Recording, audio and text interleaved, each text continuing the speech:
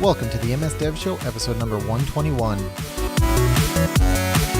This week we talk with Bill Bain about in-memory computing, using machine learning to enhance images and identify cucumbers, how to finally agree on a time to schedule a meeting, and spaces versus tabs again.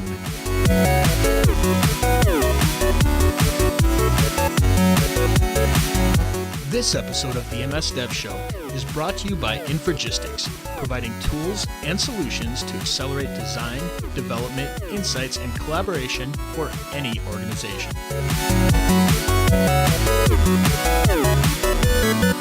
This week we have Bill Bain. He's founder and CEO of Scale Out Software. He has worked in parallel computing at Bell Labs Research, Intel, and Microsoft. He has founded and ran multiple startups, most recently founding Scale Out Software in 2003. He's also a member of the Seattle-based Alliance of Angels and is actively involved in the angel community. And he even worked at Microsoft through an acquisition. Man, you have done a lot of awesome stuff. Welcome to the show. I'm kind of an old guy. I think though that it doesn't just happen automatically. Like when I'm old, I don't think I'll just have that list, right? You gotta go out there and work for it, man. So, I mean, own it. And then I was looking at your LinkedIn page and you have degrees in physics and you have a PhD in electrical engineering. That's because they didn't have computer science when I got my PhD. Yeah. It's that long ago, 1978. Yeah, that's awesome though. So we're really glad to have you. So Carl, Milwaukee Code Camp, what do you want to say about that? Yeah, so I will be at Milwaukee Code Camp on October 15th, and if there's anybody who can make it to the Milwaukee area, it'll be at the University of Milwaukee. Will be the second year in a row that we've had it, and it's a lot of fun. We don't just talk about Microsoft technologies. It's a polyglot conference, so if you can make it, it's an all-day event. Looking forward to seeing you there. Okay, very cool. And who's our Infragistics Ultimate Winner of the Week? This week it's Mike Irving. He reached out to us on Twitter. I'm actually going to hold back his comment because he sent us a news article. Okay. But if you want to get mentioned on the show like Mike, send us an email to feedback@msdevshow.com. Comment on Facebook, YouTube, or Stitcher. And we also really, really like those iTunes reviews. They really help us out. Absolutely. And I was actually, so right before the show, I was out for a walk and I was thinking about this. The feedback that I would like to see for the next couple of episodes, because we love it whenever you say, hey, we love the show. That's all good stuff. Whenever you send us news, we love all that. But what I would like to see, tell us a way in which you're helping spread the word about the show, because that's what really, really helps us. We want to get the word out about the show to everybody, every potential listener out there. And I know we have a couple of people that are voraciously out there spreading the news. So just let us know. I'd love to see those comments. Okay, so let's jump in the news. So can we finally settle this, Carl? Spaces versus tabs. I think we have some data now. We're gonna just drag this out till it's beaten to a pulp. Yeah. But yeah, what had happened was somebody took the 400,000 largest GitHub repositories, and they just kind of ran some machine learning on top of it to kind of do the counting and separate it and figure out whether spaces or tabs were being used in a file. And they had, some logic, like if there was a mix, like which way it would go. Okay. So they not only came up with the winner, but the winner by language, and they put it in a really awesome chart. So pretty much the winner was spaces. And in some languages like Java, it was just massively used, way more than tabs. Yeah. But I thought some things were interesting. It looks like I don't know much about Go at all. I'll admit that. But Go had no spaces usage. So I'm assuming there's something in the language. Syntax, yeah. The syntax says you must use tabs. So yeah. I might have to look into Go. Yeah. Yeah. If you want to use tabs, Go is the language for you. Actually, C, you know what? C has more tab usage than spaces. You see that? Mm-hmm. By just like a tiny, tiny bit. So either Go or C. But, I think. But I wonder how much of that is tooling as well, because there's a lot of times like I'll just spin up a vanilla copy of Visual Studio and I hit tabs and spaces get put in and I don't realize it till half my project's over. And by then I just don't care. Yeah. And they changed that default years ago because it used to be tabs, for the people that use Visual Studio in the early days. So, I from a technical perspective, I prefer tabs. But I think I probably mentioned this before. The fact that everybody uses spaces in most of these languages, I just give in and I just go with the flow. Okay, what do we got next here? Oh yeah, image super resolution through deep learning. So I Carl found this one and I looked at it and I'm like, I was really excited about this. And it's not because I actually wanted to do this or anything, but I always had this idea, like if you had, us as humans, when we look at an image, and in this case, like a really fuzzy image, right? In our mind, we can sort of draw a picture of a face. So I always had this idea that, and I've actually seen software in the past do this, but not really do a great job, that you could actually look at, even like a shape or something and turn it into like a vector graphic. Like you can get more information than actually exists in that picture through inference and just, good judgment. And that's basically what this person did. So they using machine learning, they were able to take a deresed photo and they were able to, underez it. So there's a really cool picture here. It has 4 columns, Yep. and in the first column, it's got a 16 by 16 pixel image of a person's face. Yep. The next column is if you did like a bicubic interpolation on it, and basically it just looks fuzzy. Yeah. The third one is after you ran it through the neural net, what the computer thinks the original was. And then Yeah. the last column, it shows you what the original actually was. Mm-hmm. And I will say, I mean, there's definitely a few misses with what came out through the neural net, but it did an amazing job turning it back into a 64 by 64 pixel image. Yeah, I'm just wondering, it seems like if machines get really good at this, I mean, even for things like photography, being able to take a photo, and for whatever reason, maybe it got cropped or something where you don't quite have all the pixels there, interpolate those pixels in a truly, meaningful way and actually get a high resolution photo. And I'm sure there's probably ways to do this in Photoshop and things like that. Holy cow, it took 3 hours on a GTX 1080 GPU. That's crazy. So yeah, this takes a while. It's computationally intensive, but I just think it's such a cool concept. So we'll have that in the show notes.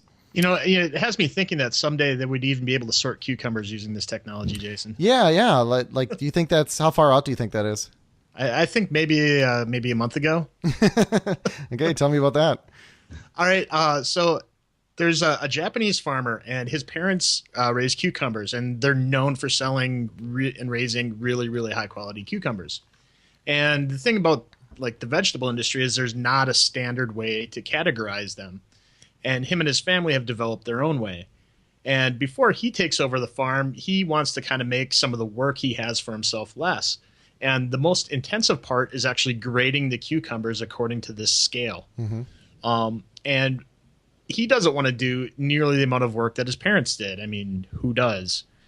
So he's going towards machine learning, and he's built, being a non-technical person, he's a farmer. Mm-hmm. He's found a way to auto-grade cucumbers with a high degree of accuracy.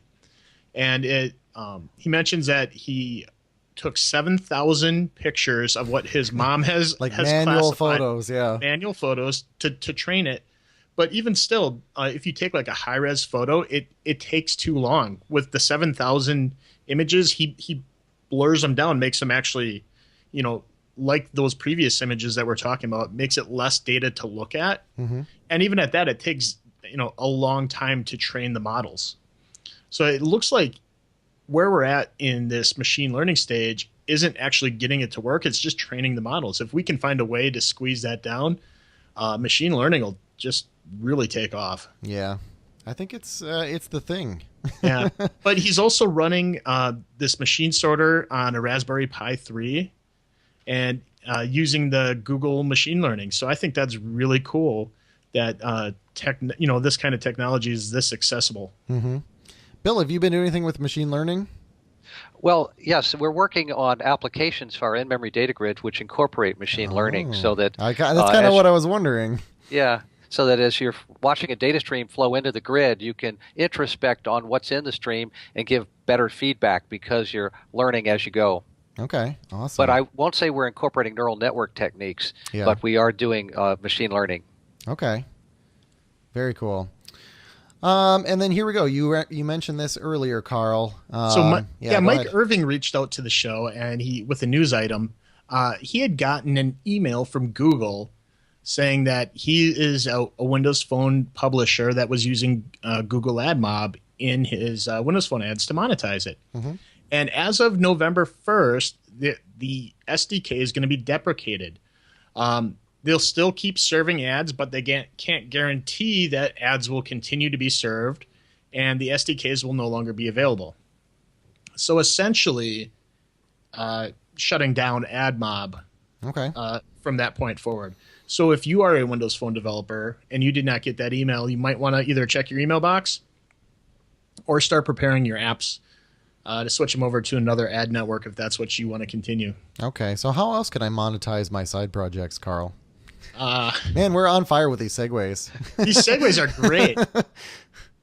So there's a blog post that's talking about tricks to monetize your side projects, and with this particular article that I chose, I really actually don't want to go into the details of it, Hmm. but it really made me think as I was reading it. Even though these tips that he has are really for the kind of service that he's providing, there's a lot of side projects that we have that could be earning us some passive income and are just kind of sitting there doing nothing. So, if there's just a little bit that you could do to either put advertising in or start charging, or even if you are charging, building up a little bit more metrics in there so you can, engage your users better by sending out automated emails or stuff like that.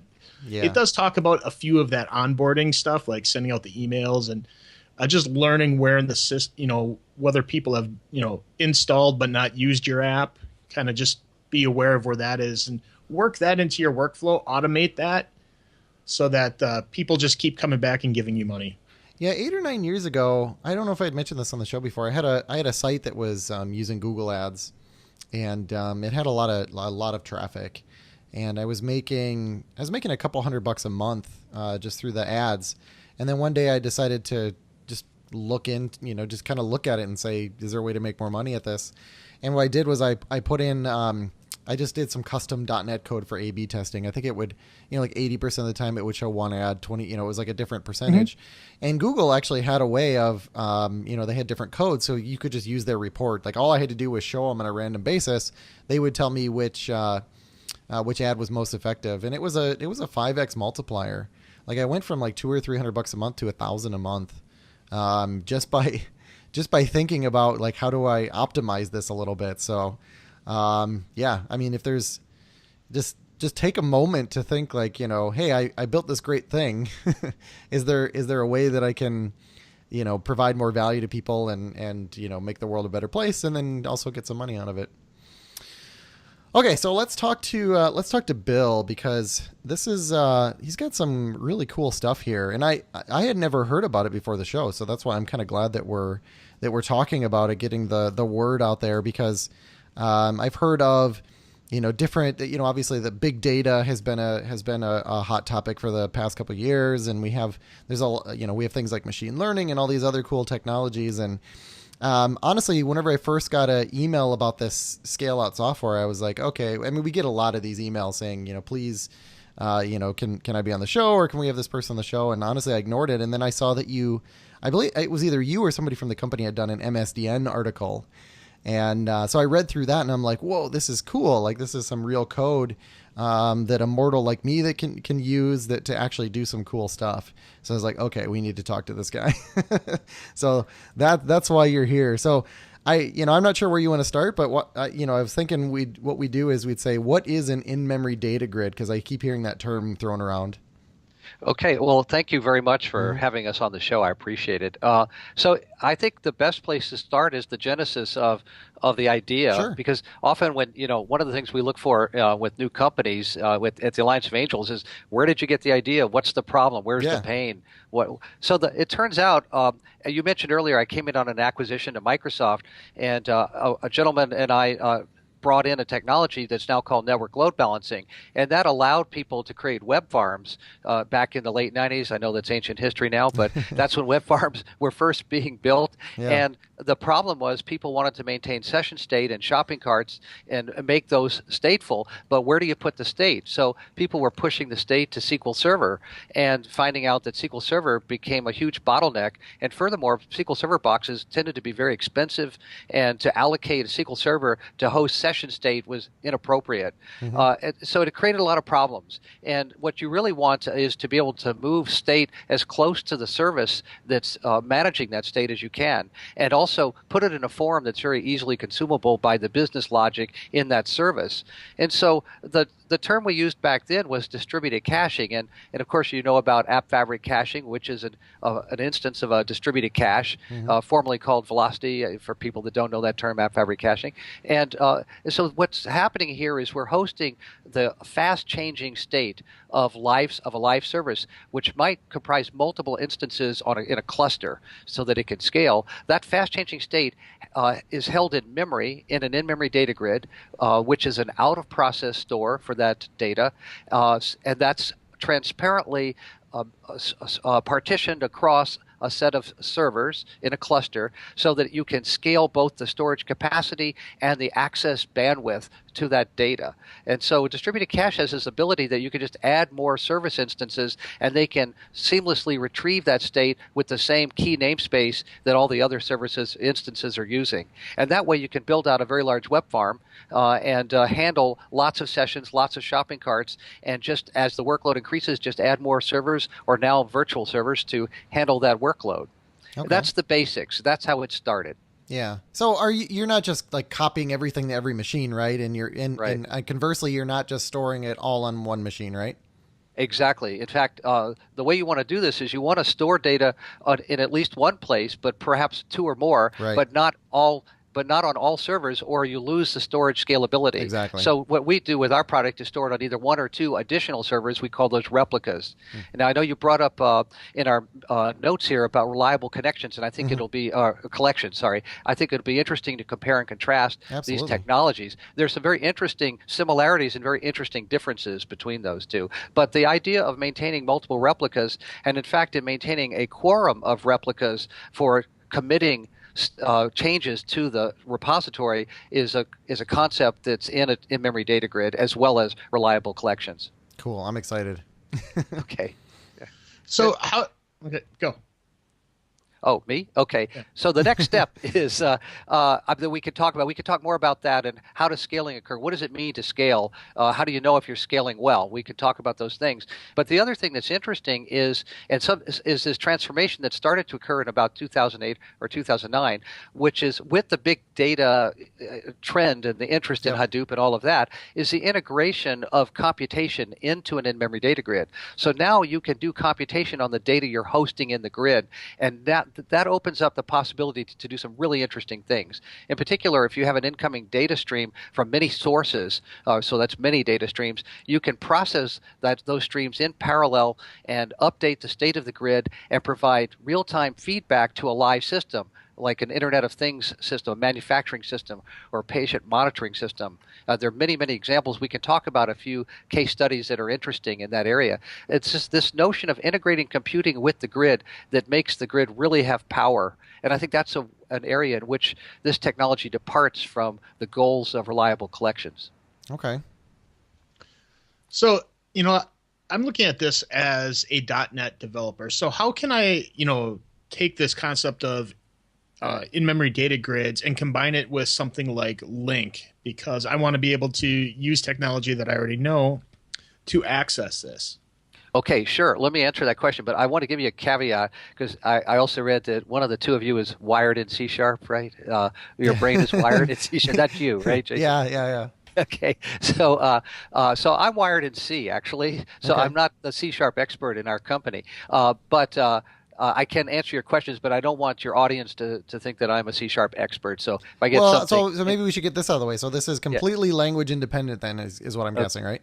Well, yes, grids Okay. are. We have a very strong C# API. Hmm. In fact, our original APIs were targeted for C# and .NET, and then we ported to Java, and we also have C++. But I'm just saying, myself personally, I wrote Okay. most of the server side of this, and our particular technology is unusual. I'll get back to Link in a second. It's unusual in that the server side was written in C, which I know may sound, wow, that's kind of crazy. But the reason for it is to run an unmanaged code, so you don't have problems with garbage collection and overflowing the heap that you might have in Java, and that sort of problem. Okay, so as far as Link goes, that's a very interesting question. So it starts with how do you represent the data in the grid, and so of course we're representing the data as serialized objects, just the way reliable collections do. I'm using that as an anchor point for comparing and contrasting, and so objects have properties, have class properties, and you want to be able to do link query on those properties. So what we've provided is a link provider that will take a link query based on the class that's the objects in the grid are instances of, and will allow you to query all of the objects by property or set of properties and return the objects that match the query specification. Now, I hope that answers your question. And what we found out was no matter how much we've implemented a pretty large subset of Link, but there's always something more, and that we pushed off the stuff that we couldn't do in parallel on the server to being computed in the client and doing final filtering in the client. But what we found was that there was always a customer that wanted to introspect on the objects for querying more than we could possibly do with Link. So what we did was we added an extension, and I think, Jason, you might have been referring to the Visual Studio article. Yep. Yeah, exactly. Article. Yeah, that's where I saw. Yeah. I was just like, okay, this is really cool because it was all link based and putting objects into memory and then querying them across a whole set of machines. It was really cool. Yeah. So, but the key insight we had when we were working with an oil and gas company that wanted to look at the objects and analyze the contents and go beyond what you could easily write in a link query. But the problem you always have with a query, especially of a very large data store, is you can easily saturate the network by bringing too many results over the wire back to the client. Right. And so you end up getting very poor performance. Furthermore, anytime you do a query, all of the servers that make up the grid, and you might have 6, 20, maybe 100 servers that implement an in-memory data grid, they're all going to work to look for the objects. They're all going to process the query. So it's an order in operation, not an order one operation, so in time. So what we did is we added this ability to have an extension method on the link query so that we would ship code out to the grid and then run that code after performing a standard link query, then go ahead and run the user's method that returns a Boolean result and let that user do some complex computation. You could do a spectral analysis. You could do anything you want on the data and then decide, oh, this is an interesting object. And so if you think about it, we are making link query an engine for data parallel computation, because as part of the query, you're actually processing user code on the grid servers to select and filter, refine the query results that you want to return back to the client. Mm-hmm. And so we built that as a bridge to fully data parallel computation. And we can talk about, if there's time, some of the next steps after that. Okay. A lot of information getting thrown at us here. So I'm trying to like sort and categorize this. Okay. So I guess I need your product to like, figure out your product. So I'm just thinking, I have my code. I've seen, some of those link queries, but it sounds like what I'm doing, we're distributing the data. You said we can do distributed computation, and I like that, if I'm understanding correctly, based on like some of the code that I saw through the MSDN article, I'm able to write a query that's going to go out there, and it's going to figure out what data is actually part of that. Then it's going to run some computation on that and in a distributed fashion, and then it's going to return all of that to me. I mean, is that sort of the short, concise version? Yeah, and I think what's key is that the view of the application's view of data is objects and not relational view. It's really simple, which that always shows me like when software is really good, it makes all this complexity look, really easy. In this particular case, it's exposing it to me in something that's really easy for me to understand and code against. Right, and what you want to do is put all the machinery under the hood so it's not visible, and the application view is as simple as you can possibly make it. Mm-hmm. And so, in fact, that brings up a topic. I've spent the last 24 hours researching reliable collections. They were in your notes. And I go around our .NET developers. We should probably back up. Yeah, we should probably back up a second. So reliable collections are part of Azure Service, or I shouldn't say Azure. They're part of Microsoft Service Fabric, which is like we've talked about it on the show before, but it's really kind of a similar concept. Like I want to have my data next to my code, and it's a framework it's really positioned as a framework for building microservices. So I think it's positioned a little bit different, but I want to make sure our listeners are kind of on the same page so you can compare. Yeah. Okay, good. I think like one of the differences would be in a grid, you would directly access the objects in the grid with create, read, update, delete, different names like add instead of create, whatever, or put is a name used by Java. But the key difference is that you don't have to do you don't have to take a transactional view of your updates to the collection that's hosted in the grid. The idea is to just make it as close to in-memory as possible. In fact, with our C# APIs, we use operator overloading so that you have a collection view of the data in the grid, and it almost doesn't look like it's in a different process. But I think we sort of blurred over this, but in-memory data grids are out-of-process data stores, so they serialize the data going in and out of the grid. Okay. With one wrinkle, which is that they use client-side caching, so that when you push an object to the grid, you are also keeping a copy in memory in our client-side cache. And that gives you the same kind of latency that you would get with reliable collections, because of the fact that the data is already available by reference. Your piece of the grid is sitting next to you then, right? Well, your most recently accessed objects are recently updated. Yes, right. Exactly. Cool. And then how big can this scale? Well, it's constrained by whatever resource eventually bottlenecks, and today it's the network. So, with InfiniBand, you can scale much more than you can scale with a gigabit Ethernet. But generally speaking, we see customers with 6 to 20 servers in a grid hosting, maybe 64 gigabytes per server. But we've demonstrated 1 terabyte data sets hosted on several servers in the cloud. I almost said the name of another cloud. I don't want to do that on the show. Azure, we'll say. Yeah, Azure. Didn't I say that? Azure. Yeah.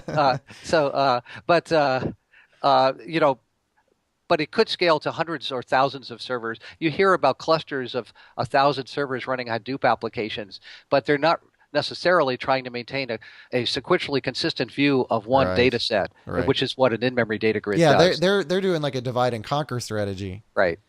Exactly. Okay. Infragistics Ultimate UX and UI tools and enterprise mobility solutions, Share Plus and Report Plus, enable high-performance apps on any device, faster data insights, simplified collaboration, and market-leading security, all backed by comprehensive support. With Infragistics Ultimate UX and UI Development Toolkit, you can ensure mission-critical applications delivering a superior user experience on the desktop, web, and native device environments for iOS and Android. With the latest BI tools, wow your users with dashboards providing the data insights that they need when and where they need it, all at a low total cost of ownership. Try it today.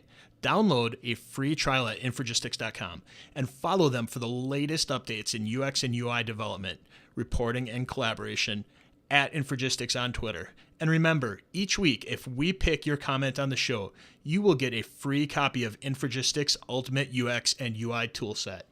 Am I better off than if I was going to host this in Azure? Would I be better off scaling up and using like the biggest machines that Azure has to offer? That way you don't have to worry about network, or is it okay to go out and use just a ton of machines and then rely on the network?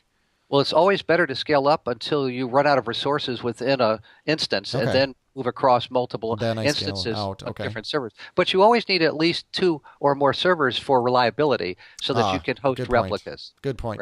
Okay, so maybe I should start with like 2 smaller machines, then scale those up, and then scale out from that point. Okay. Except for cost. Sometimes if you look at the cost, it might be cheaper to have more instances with less memory if the costs work out that way. Okay.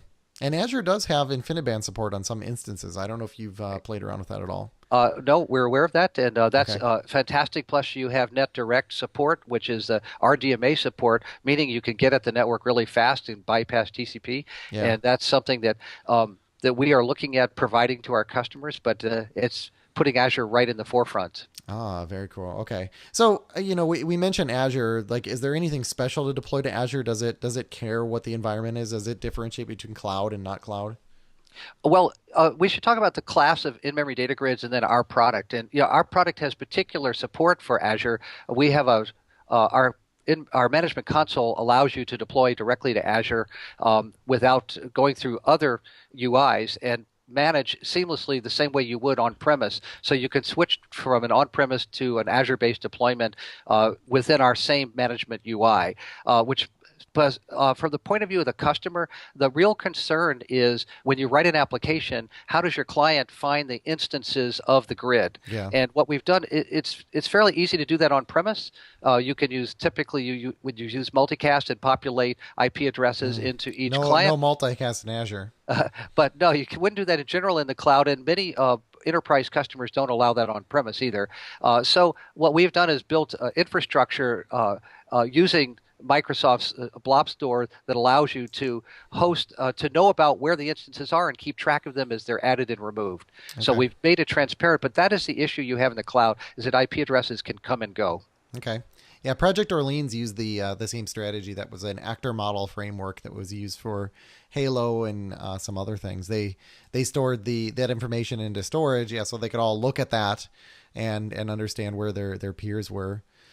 Right. Okay. Exactly. And could I ever do like a hybrid approach? I mean, is it aware of slow connections? If I have if I have 10 machines, 5 are next to each other, another 5 are next to each other, but the link between those two groups of 5 are really slow.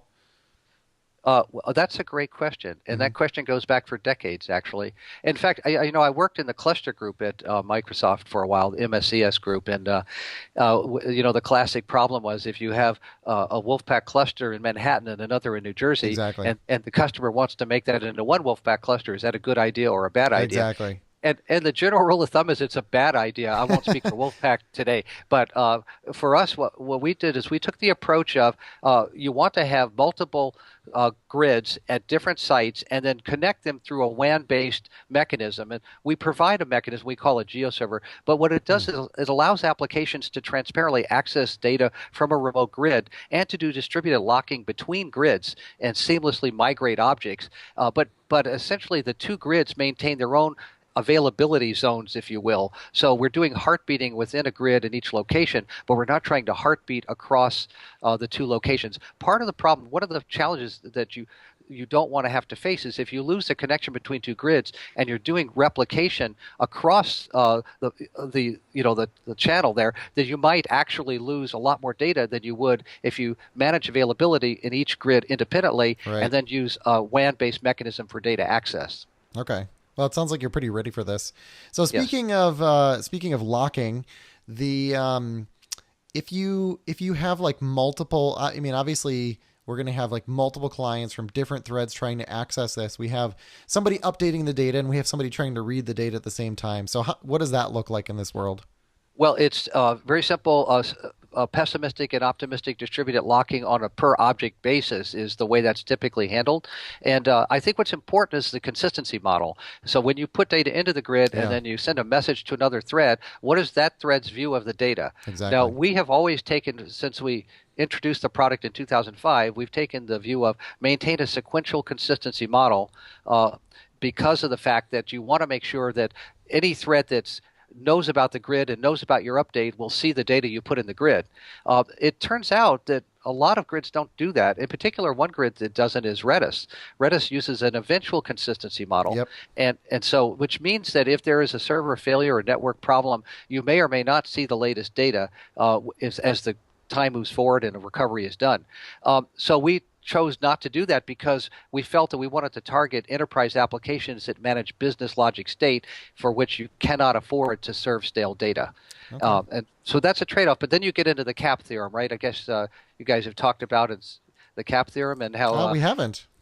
Okay, so it's just that there's always a trade-off. You never get something for nothing, right? If you want to have consistency, then you have to some extent, sacrifice availability. You have to be willing to say, I can't serve you data because I can't be sure it's the correct data. We have a network outage. Yeah. So these three things, partitioning, consistency, and availability, they trade off to some extent with each other. That's just an interesting challenge that you have when you implement distributed data structures like this. Absolutely. And a lot of people call eventual consistency, never consistent.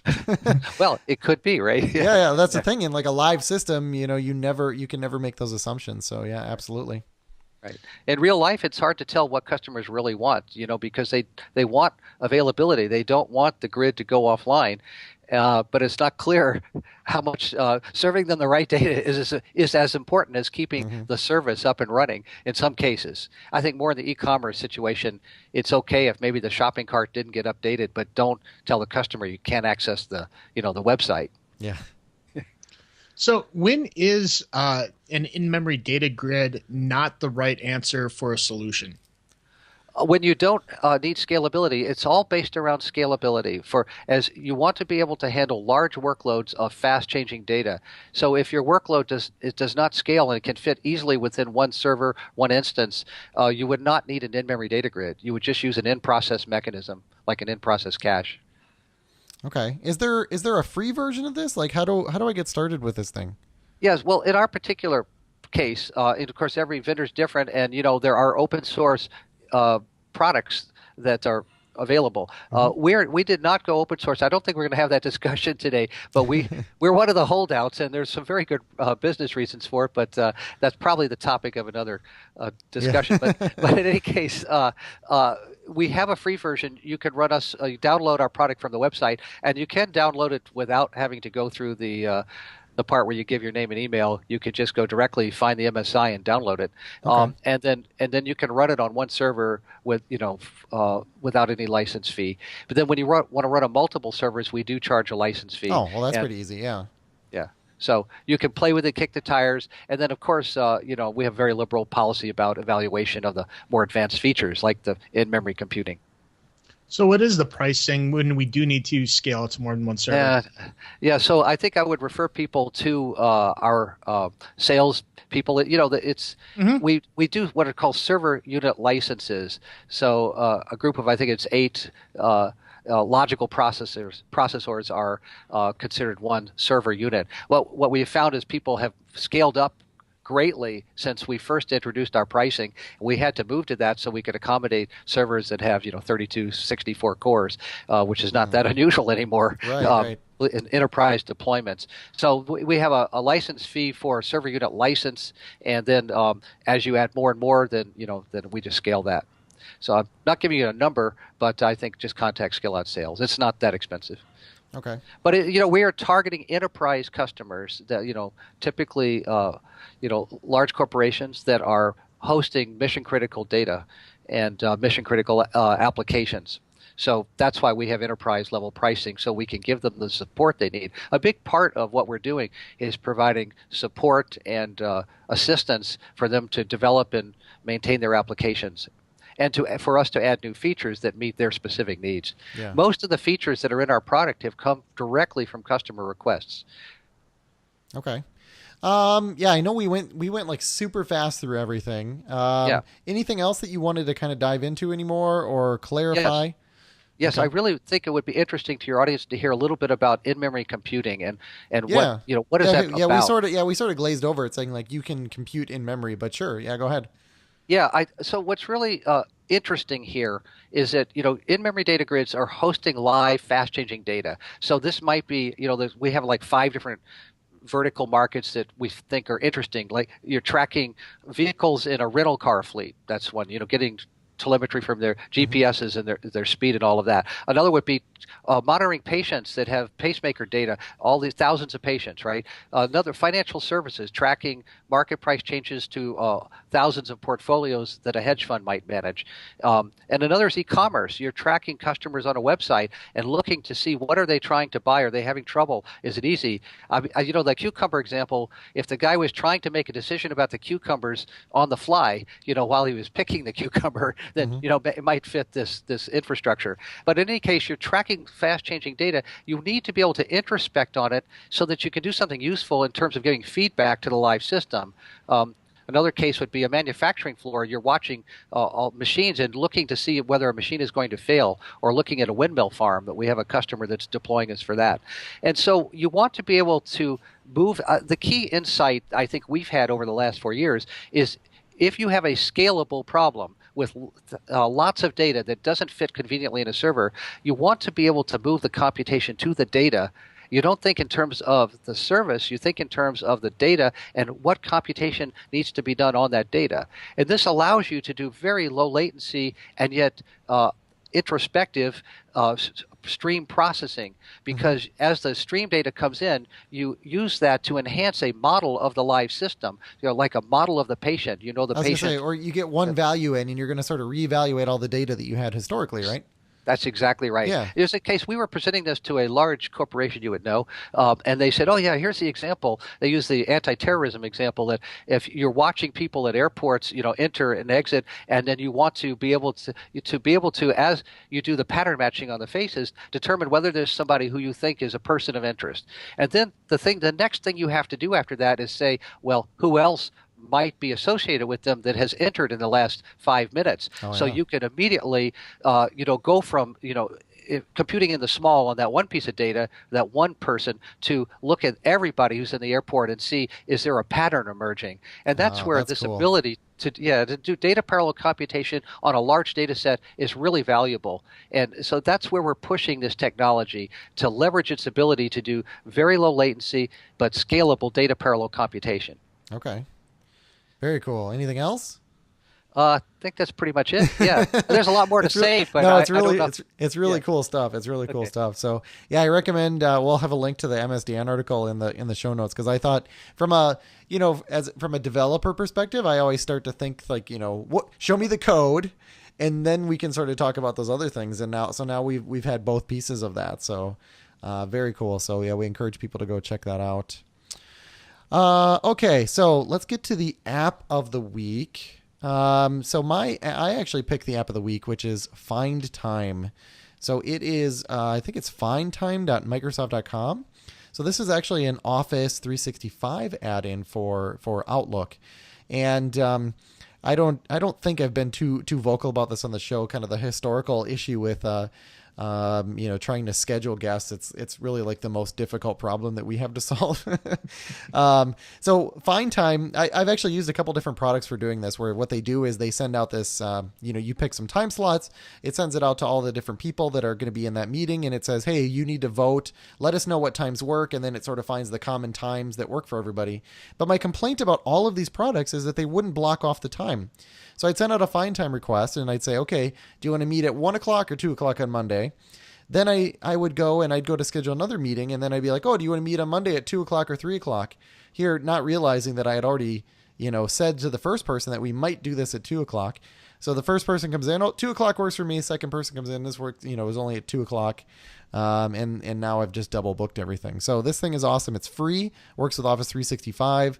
Whenever you go to actually schedule a meeting, there's just a button you push, you pick your slots. It's like the easiest thing in the world, and it blocks off those times until everybody has picked one, and then it will actually send out all the emails. And this is exactly, if I had to build this, is exactly what I would have built. So I'll have a link to that in the show notes. Okay, Carl, what do you have for the dev tip of the week? There is a new GitHub page for the UWP Community Toolbox. Mm-hmm. And what this is if you're developing a UWP application, here's just a bunch of controls, add-ons, extras, any kind of toolboxy things that you might normally be creating yourself. You can put out into this community toolbox. It's set up initially by Microsoft, but anybody can push to it. And I know that they're taking in a lot of community requests. And in addition, we've had on in the past talking about that notifications tool to help make you toast notifications and stuff like that. That's actually been rolled into this. So if you want the latest and greatest, pretty much one spot for UWP goodness, go check out this project. Yeah, I was just looking at the committers, and it's like half these people are my team. Really, and you didn't even know it. Really cool stuff. Yeah, even some friends of the show that have come on here. Yep. Lance McCarthy's in here. Jason Short is in here. And then pretty much everybody else will be on the show at some point. Okay, Bill. So we play this really goofy game on here. It's a game for kids, but we can all play it, right? So what I need you to do is I need you to pick a number between 1 and 4 inclusive. Okay. Do you want me to tell you? Yeah, you can tell me. Yeah, you have to tell me. Otherwise, the game's not fun at all. 3. 3. Okay. Would you rather lie in a pit full of worms or lie in a pit full of rats with no teeth? Worms. Yeah, definitely worms. Yeah. What about you, Carl? Worms, right? Yeah. Yeah. Oh, the rat. That's just terrifying. The worms, whatever. That's like Monday. Okay, Carl, pick a number. I'll take 3. Okay. Well, he already picked 3. Oh. Well, I think that's the first time I've done that, too. Yeah, number 2. Okay. Would you rather own only one collection of clothes that fits perfectly but is made from furry carpet, or always have all of your clothes be soaking wet when you put them on? Furry carpet. Furry carpet. Yeah, yeah, these were easy ones. I got to cross these off because I think you had that one before, Carl, but it was before I purchased the Sharpie marker. Okay, well, Bill, thank you so much for coming on the show. We really appreciate it. We're going to have a whole bunch of links to you in the show notes, but where can people find you? Where's the best place? Well, I think scaleoutsoftware.com, our website, is a place I'd recommend. And then also our at Twitter, it's scaleout_INC Inc. Okay, very awesome. Carl, where can people find you? You can find me on Twitter at Carl Schweitzer. Okay, and you can find me at ytechie.com or on Twitter at twitter.com/ytechie. So thanks again, Bill. Thank you very much. Appreciate it.